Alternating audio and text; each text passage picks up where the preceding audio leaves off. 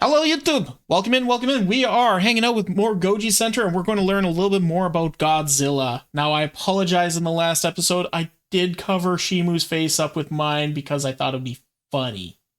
And I'm probably going to be doing the same thing here, but not with Shimu. I'm going to be covering up one of these Godzillas with my face, so enjoy that. Anyway, we're going to learn about the evolution of Godzilla. I think I want to learn a lot about, like, the main cast of the Godzilla universe. Individually, like, where they started, where they went. Anyway, let's get going. In Godzilla Kong: The New Empire, we witnessed Godzilla's latest evolutionary state. Which looks badass. But will the G-Man be able to grow past this? Will he devolve? Will he ever return to his blue state? And most importantly, can he get even more powerful? Yes, and yes. Probably not devolve. He's probably always going to evolve, although the devolving will probably come from, showing, like, predated stuff or, all that stuff. He'll only be able to ever get more powerful. Actually, I think he does get more powerful with the anime, right? Today on Goji Center, we'll delve into the evolution of the King of the Monsters, understanding the how and why he had to shift to the next stage of evolution, bringing forth the strongest Titanus Gojira of all time. Subscribe to not miss any more episodes breaking down the G-Man and other epic titans. Coming up, the evolution of Titanus Gojira explained. Neat. In this episode, we'll cover all of Godzilla's different forms. So we have 6 forms to go through? Beginning when we saw him in live action in Apple TV's Monarch Legacy of Monsters. Here, we are taken back in time, prior to the events that happened in 2014. Back to the year 1954 in Bikini Atoll during the Castle Bravo nuclear tests. These so-called tests were actually a way to lure Godzilla into a trap. Those were a lot of words he just spouted out, only for us to realize they were doing a nuke test in order to bring Godzilla around so that they can hit him with a nuke. But he's basically like a god of radiation, isn't he? What was supposed to be the end of the last surviving Gojira specimen would actually mark the beginning of Godzilla's outstanding evolutionary journey. Here, Godzilla seems very lean, almost young, and nowhere near as bulky as his later. He has kind of like this human anatomy to him, right? Like, he's standing almost vertically up straight. He's got upright. He's got shoulders that are placed very similar to like that of a human's, with very like articulate arms and hands. His legs, yeah, they're trunks, but once again, they're shaped and positioned almost like a human. Granted, the original Godzilla was a dude in a suit, so they had to have him have that kind of anatomy. Interesting that they kept that anatomy going forward. I think it's mainly because in the that one version with the with Ferris Bueller, the actor from Ferris Bueller's Day Off, that one version they tried to go more towards like a realistic lizardy sort of idea, and the fan base was just like, don't know about that one, Chief. So they were like, you know what? Let's just go back. Let's just go back to basics. And people loved it. People loved it. Appearances. Additionally, we see that his dorsal plate. Also, he has Captain America's chest. Look at that. Look at them titties. Those titties are protruding.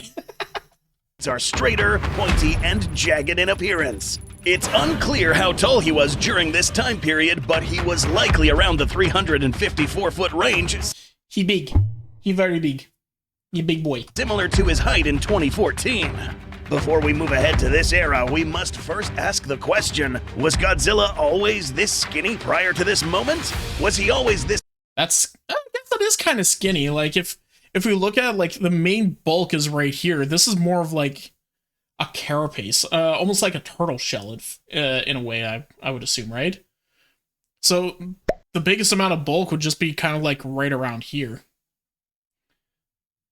I did like that weird Godzilla movie. They honestly could have named it something else, and it would have been fine. Yes, I agree. Once again, it's one of those situations where so many things want to make a really cool idea, really cool story, and slap a random ass popular title on top of it in order to try and give it a boost, when they could have just given it its own title, been like, I don't know, Dragon or something like that. Just call it Dragon. And it would have been fine. But no, they had to slap Godzilla onto it, and it caused so much anger among the main fan base. Which, once again, that's how fan bases are. They're just angry little shitheads. At least they made a half-decent movie, and I did enjoy the movie myself. I really like that movie. I've watched it multiple times, and I'd watch it again. I've watched it once, and I'll do it again. Lean in appearance in the millions of years he's been roaming the planet? Well, probably not. If there's something we do know about the G-Man is that he's been around not only for a very long time, but during many global crises and Titan wars. That's right, a Godzilla like this would have probably not fared too well against other Titans like Ghidorah or a whole army of great apes. Evidence to support the theory that Godzilla was likely a bit bulkier is the depictions of ancient cave paintings showing Godzilla himself going up against other kaijus like a great ape and Ghidorah. Note how in these depictions, Godzilla isn't the skinny lizard we see in 1954. No, he's a big boy. He's a big boy, big chunker. Big chungus, big chungus, big chungus. He's a bit more nourished, to say the least. So what happened? Just like a fat on them monkey bones bodybuilder who takes a year off from working out, or a bear who wakes up after hibernation, there are definitely some consequences of being inactive for a long time. These repercussions come in the form of lost body mass. Maybe he wasn't as tall back then, but likely more bulky. But not enough to take on a certain member of the great ape species. Yeah, if you didn't know, there's actually a record of a hard L handed to Godzilla by this fella. Known as the Rival, this dude was actually strong enough to kick Godzilla out of his house. Really? Suggesting that at this point in time, the G-Man wasn't 2024 big, but probably similar to something like 2014. And because it's a great ape, that's probably why he has such a, like, love-hate relationship with Kong, right? It's no wonder that Godzilla during the Great Titan... Okay, can we just talk about this roar here? Like, let's frame by frame that just a little bit. So, like, this brings in a lot of interesting animation techniques. Like, he goes and kind of like... Okay, let me reform my thoughts here. He kind of pulls himself back in. Like, he squishes himself down in order to, like, compress a whole bunch. And then he stretches his entire body out in order to make this giant roar. But not only that, you can actually see in his neck, it's like rippling and shifting from the actual force of the sound coming out of his mouth. And it looks so good. That is such a good animation. Like, look at that. Oh, so good. That Godzilla during the Great Titan War resorted to using geological means to deal with these apes. In GXK, we learned that instead of taking on Scar King and his army of apes in hand-to-hand combat, he instead simply trapped them in a giant cave, leaving them at the mercy of Shimo. This ended up valid. But then he took control of Shimo. Backfiring, but the point is that Godzilla was nowhere near as big and strong as he was during the years 2015 and beyond. But after these events and a long nap, Godzilla probably woke up around 1954 a lot skinnier. This nuke would only end up helping Godzilla get stronger, bringing us to the year 2014. Gave him a nice nuke sandwich. Reinvigorated them bones. At this point, after 60 years, Godzilla would have gained a little more mass, but barely any height. His spines, which are a key indicator of his maturity, were still more or less the same as his form in 1954. The real... Well, it's only been like a couple decades. It's not been that long. Change between this form and the previous was the amount of mass he carried around. How was it possible that this Titan was able to bulk up? Radiation. At this... And fish. He ate a lot of fish. Like a lot of fish. Probably a blue whale or two. At this point, it's really important to note that radiation is everything for Gojiras, with the lack of it only spelling death to those unfortunate to be deprived from it, as was the case with Dagon, another Gojira specimen with similar proportions to Godzilla in 2014, but lost a fight against the Muto Prime and served as an incubator for the two Mutos seen in 2014. Godzilla would now have the acquired mass necessary to avenge his relative thanks to the atomic bomb. This was a brave new world Godzilla was living in now. Radiation was now easier to acquire and recharging. There's 20 billion calories in a grain of uranium. Gotta get his macros. Oh my goodness, true.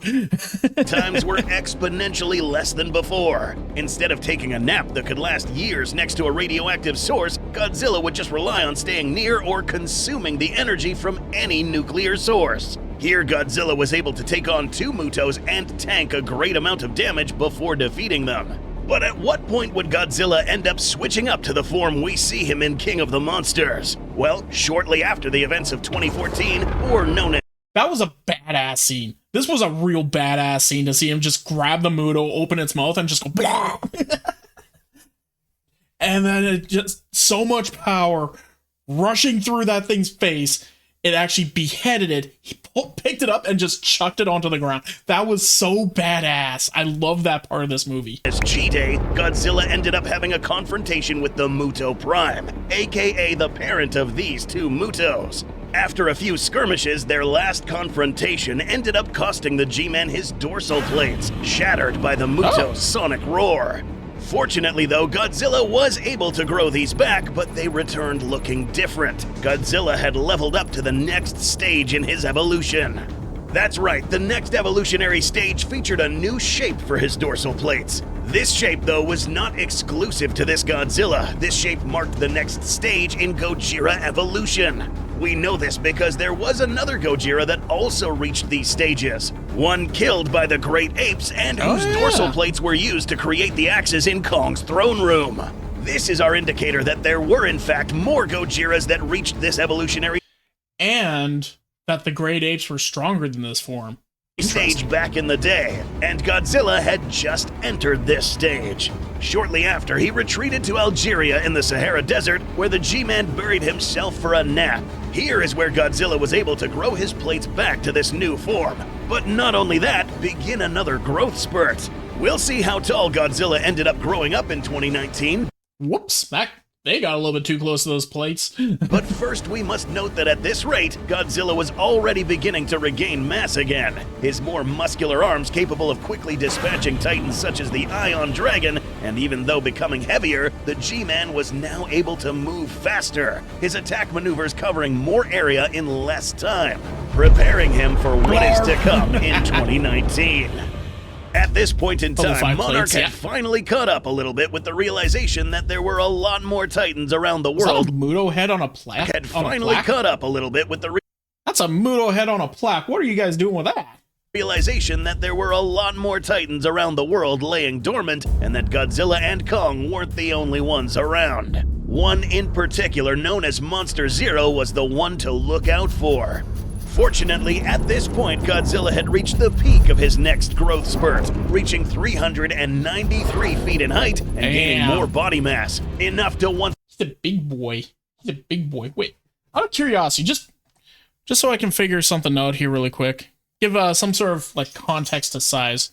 How tall is the tallest building in the world? There we go.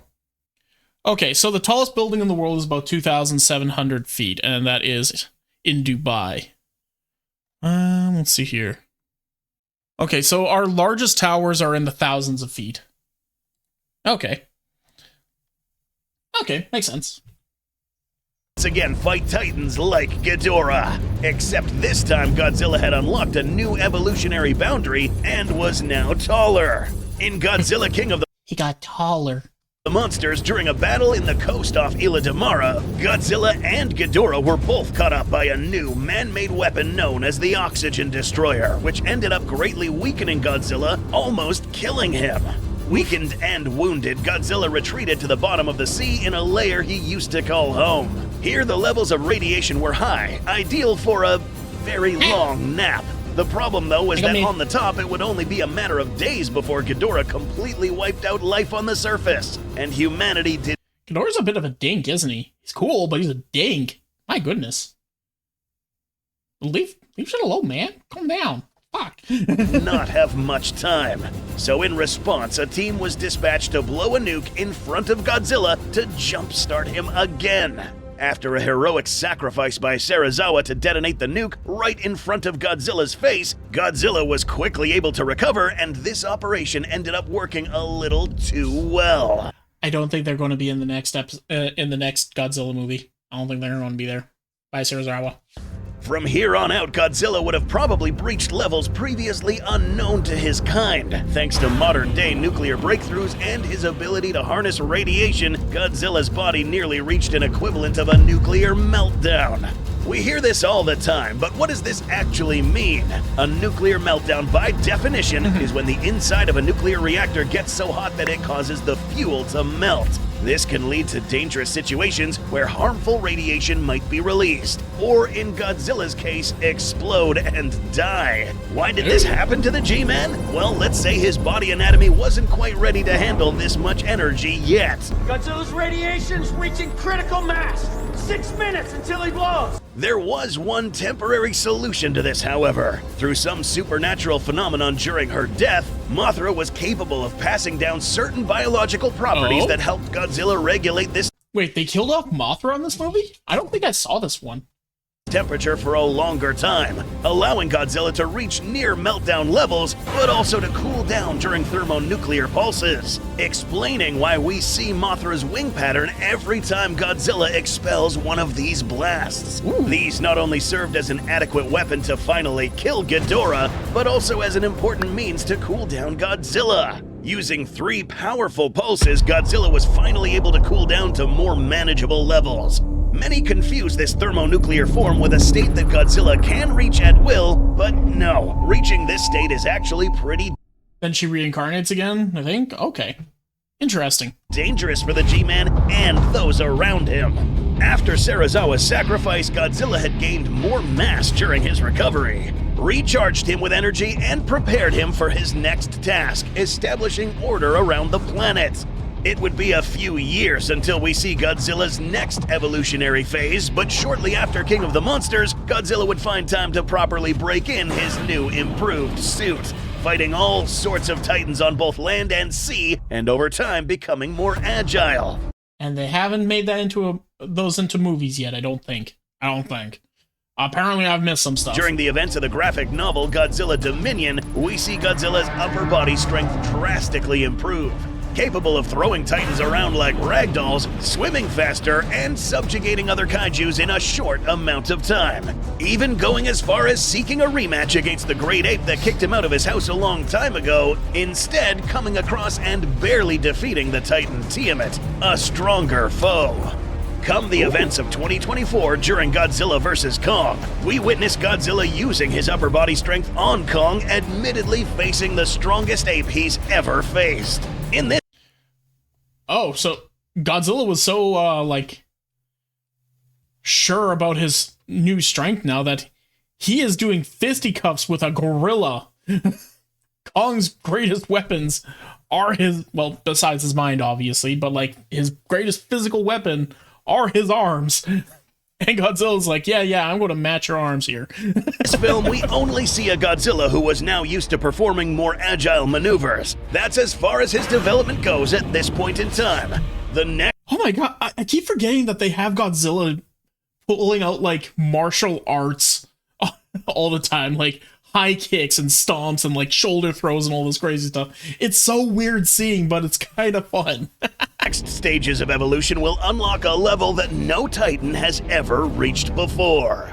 3 years later, after Kong and Godzilla parted ways, Godzilla proved that his fighting skills remained sharp. After easily killing an already charged up Scylla, Godzilla adopted her strategy of absorbing radiation by performing mini raids on nuclear power plants and absorbing radiation and powering up at alarming speeds. This, however, would bring back a problem that he faced in 2019. Remember how his body at this point in time is not capable of storing this much energy. He had pretty much reached a ceiling that could not be surpassed without getting once again near a nuclear meltdown. This irradiated Godzilla would now glow blue, expelling harmful levels of radiation and heat. In one instance in France, Godzilla once again used a Absolute power corrupts absolutely, right?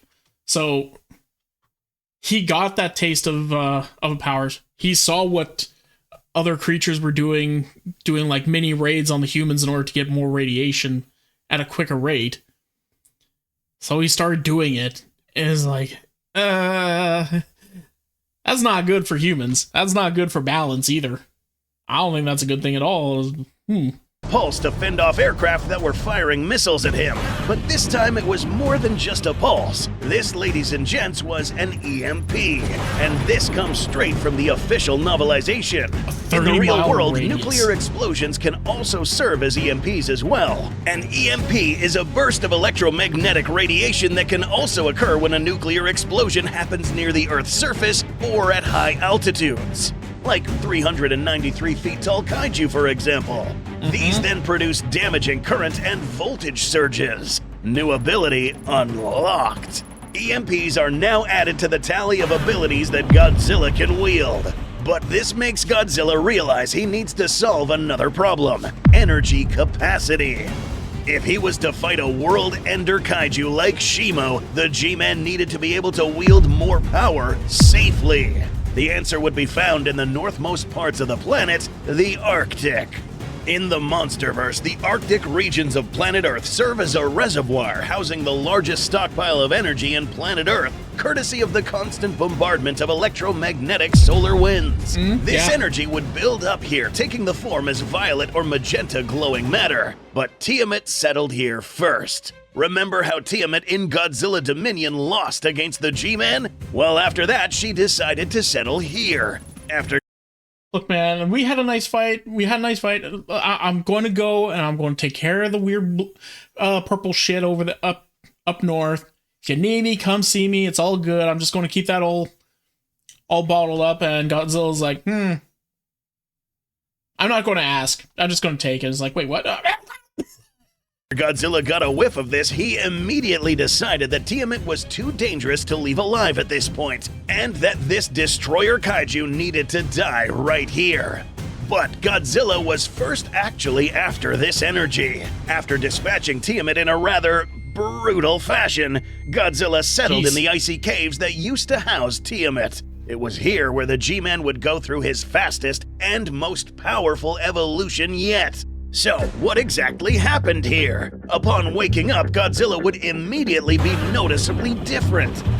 I just noticed he has gills. The book mentions that Godzilla did not only absorb this new energy, but also went as far as absorbing some of Tiamat's biological makeup, possibly her DNA. This is reflected by Godzilla's more spiky appearance, thagomizer on its tail, elbow spikes, and leaner build, especially around the waist. Godzilla's dorsal plate's again an indicator of that run, though. That run. Especially around the waist. Like, once again, Godzilla is so human-like in a way. Like, he almost moves and acts more human than the fucking gorilla. Like, look at this. Like, if you thumb through it, he's basically just running like any dude does when they're running. The Kong in the background there, he's a little bit more monstrous-like. His arms are flailing around more wildly, mainly because they got so much more mass, and that's how he's kind of like launching himself forward. Whereas Godzilla, he's just running like a dude. Again, an indicator of his evolutionary stage, were also going to be different. Translucent this time, glowing in the violet magenta coloration as well. But Godzilla's appearance now was not the most important part of this new evolution. It was his new molecular density. Why is this important? Molecular density basically refers to the amount of molecules that take up a specific area. If an area, for example, is full of atomic energy storing elements, then we can store more power. Now it's all coming together. Godzilla literally evolved to be able to store more radiation, 20 times more. Now, there's a common misconception that this means 20 times more powerful. There's actually a big difference. Godzilla's new evolution made him capable of storing more energy this time, not energy that's 20 times as powerful. But this Godzilla... Yeah, he just has a bigger battery. It's like, yeah, kind of hook up a larger battery pack to your phone or something like that. He just has more room for it. It's not like it's more powerful or more condensed. It's just there's more of it. But also that would probably mean that he's, you know, bulkier and heavier. Because he didn't lose really that much mass. Yeah, larger lung capacity, exactly. But yeah, he didn't lose a lot of mass. He just stayed pretty much the same size. And if he's denser in order to be able to hold more energy, my god, he probably like tripled in weight just alone, but in just raw physical density. Jesus. Was certainly stronger and capable of better firepower this time. Being a higher molecular density in this case should suggest that Godzilla would have been heavier. At least he should. This is not confirmed. So, what is the end result? Now Godzilla won't have to worry about going through a nuclear meltdown anymore. He can now contain much more energy. And this time he can actually reach a state similar to a supercharged state at will, producing energy and atomic blasts that can cut through millions of tons of pyramid stone like it was paper, hurling world-ending kaijus like Shimo for very, very long distances, and most notably, ending an entire world-ending event like an ice age with just one blast. One may say, well, this guy is now too powerful. And this is a valid point. At this level, there are very few things that can stand up to the G-Man that we know of right now. So now this begs the question, have we seen the end of Godzilla's evolution? The answer, very likely not. Oh god, no. Or how else are these guys gonna keep selling figures until... Exactly. They're going to figure out more ways to milk this pony. toys? Just kidding. Besides that, the evolution of Godzilla has revealed the fact that the G-Man is capable of using just about any source of energy to better suit his and the planet's needs.